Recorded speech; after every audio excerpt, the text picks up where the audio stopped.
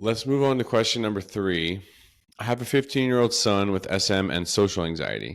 We are from Latin America and have been in the US for 2 years.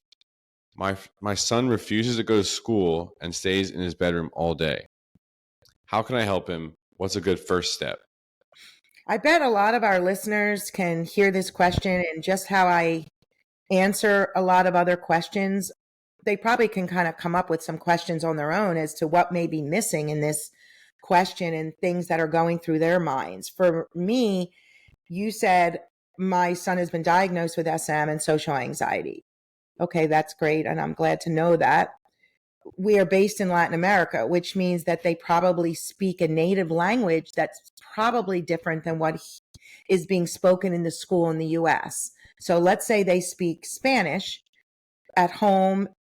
He speaks Spanish at home. The parents speak Spanish at home, but he's in an English speaking school. And now you took a child who is 15 years old. So he came to the US when he was 13, used to a culture, used to a language. And again, was he SM prior to coming to the US? I don't know that answer. Was he a socially appropriate, chatty 15-year-old boy, or even just, well, he has social anxiety. So chances are he had social anxiety then. But was he speaking in Latin America when he was there? Did SM develop when he moved here? Because the bilingual nature here of speaking another language at home, the cultural aspect of the native language, answering questions because he hears the, Spanish all day long, let's say.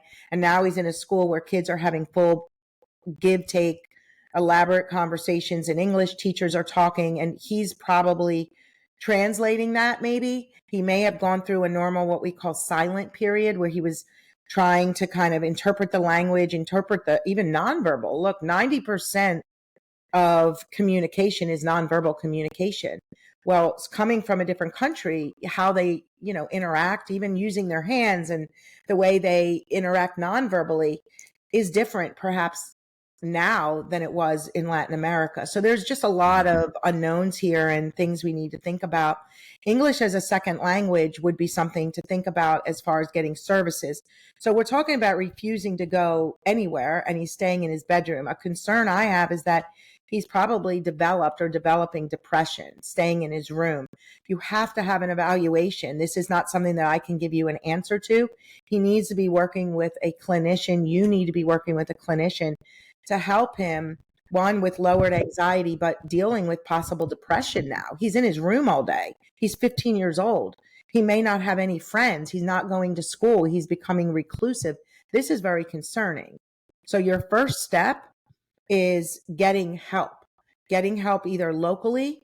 They don't have to be an expert in SM at this moment in time to help get him more functioning socially, emotionally, academically, and piggybacking that with a expert in SM who may be able to do it all, honestly, but that's what you need to do. He needs a full evaluation, and he also needs to be a participant in his treatment, as well as you having skills to help him be able to cope through, because he may even need medication.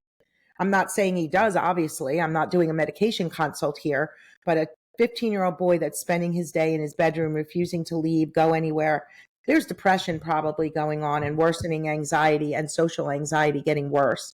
It's really a concern at this point for his social emotional well-being. So good first step is to seek treatment. Okay, you got have it. Treatment and evaluation, and what this family may be struggling with is where to go. So again, you can try to find out local resources for somebody that has expertise in anxiety and seeing possible depression going on as to help him, and possibly medication to kind of ease the anxiety. Perhaps there's depression, to be able to then do the treatment to help him overcome SM. But if it's about a language thing, the language aspect is a really big part of this. How can you, if you speak another language and that's the language you speak in, even if you hear English and you know English, but the language you're speaking at home, your parents are speaking that your entire life and just got here when you're 13, it's really difficult to form friendships here if that's not the language you speak. So even without SM. Absolutely.